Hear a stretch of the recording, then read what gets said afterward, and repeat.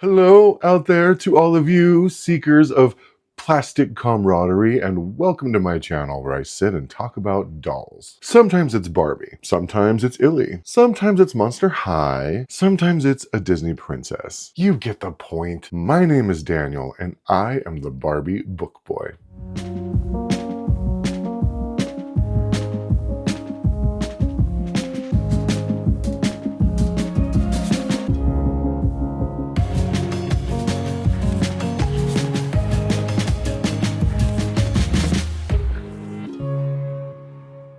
Happy New Year to all of y'all. For me, 2026 came in with a sensible slow fizzle because I was at home doing nothing. Okay, I wasn't doing nothing. I was drinking Welch's grape juice and watching TV. But you know what? That was enough to put me in a wistful, reflective mood. After 2025 and the uncertainty of this new year, I felt the need to escape to a simpler time. So I have been down a boob tube rabbit hole of Brady Bunch nostalgia lately. Do you guys know about the Brady Bunch? Do you know about her? Who is she? What does she know? Anyway, it got me thinking about my dolls. And I know what you're thinking. Everything gets me thinking about my dolls. And for the most part, you're right. Most things do. But the Brady Bunch and my dolls share the same emotional ecosystem. So it makes total sense. Just like the show, my dolls and I are a carefully arranged blended family who don't like spending more than 22 minutes at a time on one single problem. That's it. That's all you get. 22 minutes. After that,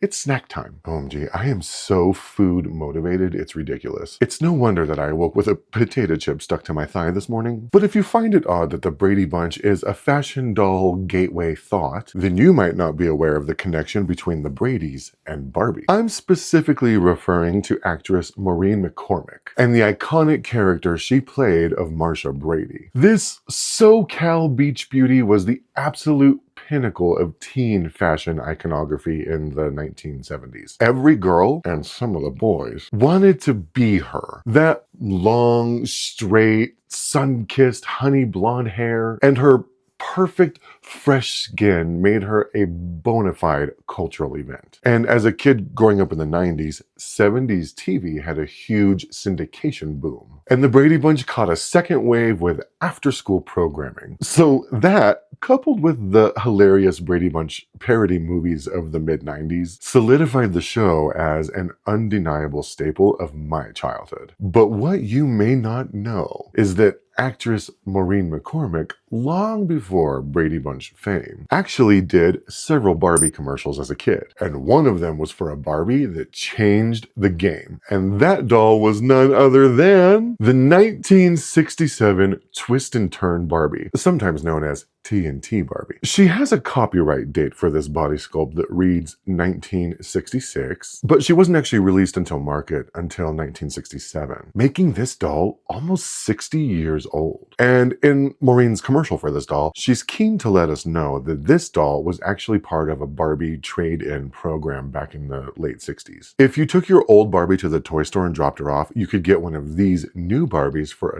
$1.50, which is actually about $15 in today's money. So I hate to break it to you, Maureen, but that isn't quite the deal that you would have us believe it was. Who am I kidding? I've paid way more than that for total flops over the years, and this lady was not a flop. This pucker-faced little legend came in a few different varieties. She was a blonde, she was ash blonde, like mine here, she was a redhead, and she was a brunette. She was also a total overhaul for the Barbie brand. Before her, Barbie was kind of stuck in this glamour girl, high fashion, ponytail late 50s aesthetic with structurally committed hips. But in the mid to late 60s, Barbie, along with the rest of society, decided it was time to have some fun. She'd been around for a few years at this point, and frankly, she was feeling worked to death. She wanted to hit the beach and party. Now, some of you keen-eyed observers will note that this isn't the original Twist and Turn Barbie outfit. She originally featured a little swimsuit with like a mesh bathing suit cover, but I found mine on eBay at a pretty affordable price because her outfit was long gone, as was the original ribbon in her hair. I had plans of replacing her ribbon, so in the meantime, I I stuck some yarn in there and just called it a day. That was like 4 years ago, and the poor little thing still has yarn in her half ponytail. And she's furious with me for it. But at least I gave her this adorable dress, which originally belonged to Talking PJ, but I stole it for Barbie and have absolutely no regrets about that whatsoever. Sorry, PJ. Looks better on Barbie. I love the flower power patterns on this dress. Actually, the patterns on this dress kind of remind me of the Brady Bunch girls' wallpaper in their bedroom. But aside from my haphazard restyling, this doll is significant for igniting the mod era of Barbie. Gone is the bitchy, stuck-up glamour glare of a bygone Barbie era. Now we have this new, fresh, slightly pinched face mold that for the first time features actual, real, rooted eyelashes. Before this, the Barbie lash line was just like molded, painted plastic. But not for this fun-loving female. And for a darn near 60-year-old toy, I'm quite proud to have one whose lashes are still in pretty good condition, because on these twist and turn Barbies, they don't always stand the test of time. But any beach mom who's serious about partying needs the drama and glamour of completely and totally impractical eyelashes, especially with a new and improved puckered pout. This tiny little pucker is the perfect playful expression for go-go dancing on the beach until you drop. Speaking of her face, so mine is an authentic original, and I know this because of her markings, which we saw the picture of here, but also because of the lack of markings on the back of her head. So on the reproductions, they actually have a stamp back here, and I forget what it says, but as you can see, mine doesn't have a stamp. Also, the hair on the reproductions is much longer. It actually goes like right down here to about her elbow, and on the originals, it's like shoulder length. Not to mention that old stale crayon smell that is the telltale sign of an original vintage.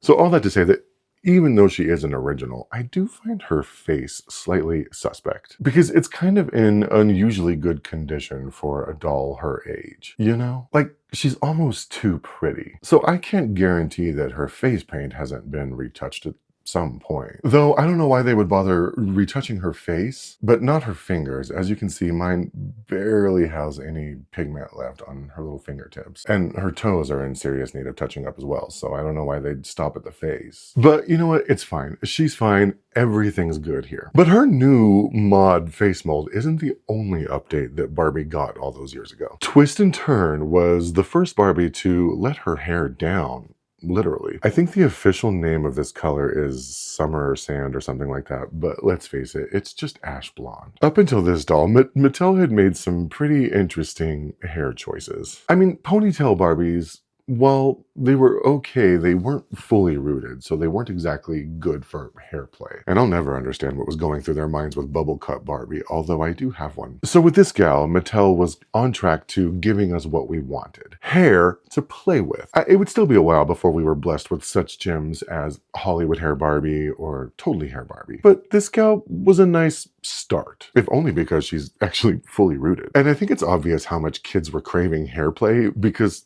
somewhere along the way, an enterprising young person seemingly attempted to cut her hair. You can see how her half pony is like all jagged and short, and it's got some like weird long pieces left. We asked for hair play, and the hair got played. But you know what? That's just part of her charm. I like to imagine some little girl in the mid to late 60s, maybe even Maureen McCormick herself, getting the hairstyling bug with that first snip of long-awaited Barbie hair. Maybe that kid went on to become a wildly successful hairstylist to the stars. Perhaps even working on television shows like The Brady Bunch. You don't know. I like to invent a provenance for my vintages. It's just part of the fun. Anyway, Mattel didn't stop at gifting us with the long hair that we had been craving. They also started dabbling in significant articulation. And right out the gate, they decided to go for iconic. Because this doll arrived on the scene with a new body sculpt that allowed her to swing her hips to the latest records. You can see here that her waist was cut at kind of an angle. And it's because of that angle that she was able to do the twist. Isn't that a hoot? Okay, it's obvious to me now that this dress needs some bloomers because it's a little short for her to be swinging her hips like that. There we go, that's better. Now she can swing her hips like a lady without worrying about all the boys staring at her undercarriage. But Mattel didn't stop at just her waist. They also gave her bend and snap knees, which I will demonstrate for you now. OMG, I'm actually really nervous to do this. Oh, she's such an old toy. I am terrified of permanently damaging her. You know what? I'm willing to take that risk, but only for you. I wouldn't do this for anyone else. Okay, here goes. 1, 2. Oh God. I think there's actually supposed to be a third snap. 3. Okay. It did it. Enough of that. You get the point. That was so stressful. If you've ever had a doll with bend and snap knees, you know how devastating it is when that mechanism eventually wears out, and it always wears out. But these vintage dolls really were built to last. Though I don't think she was actually the first to have bend and snap knees. I know a lot of people say that she was, but I think that distinction goes to the 1964 Miss Barbie, I think. But it was still a significant feature on this doll, especially paired with her little hinged waist. But her story doesn't end there. This doll is a legend in Barbie canon for more than just her lascivious little waist. So legend has it that this doll and the original 1971 Malibu Barbie doll are forever linked in a wheel of Brady Bunch bondage. Allow me to close that loop for you. It goes like this. In the mid-60s, Maureen McCormick does Barbie commercials. Then in 1969, she goes on to become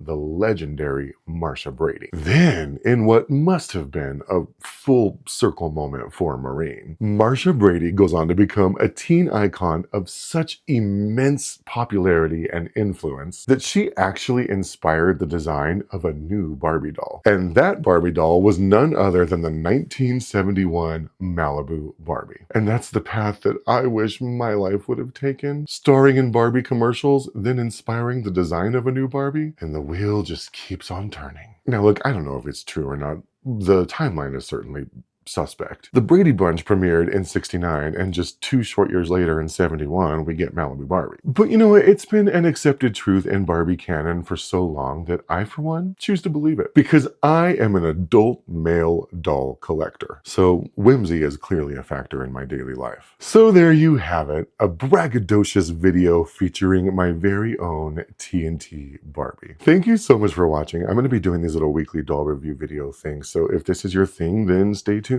Also, if you're into books, be sure to check out some of my videos on book reviews. I am, after all, the Barbie book boy. And don't forget to like, comment, and subscribe. Leave a comment for TNT Barbie. Tell her your favorite episode of The Brady Bunch. Compliment her on her revolutionary eyelashes. Ask her if her knees hurt after almost 60 years of bending and snapping. Do you ever get dizzy with all that hip swinging over the past 6 decades?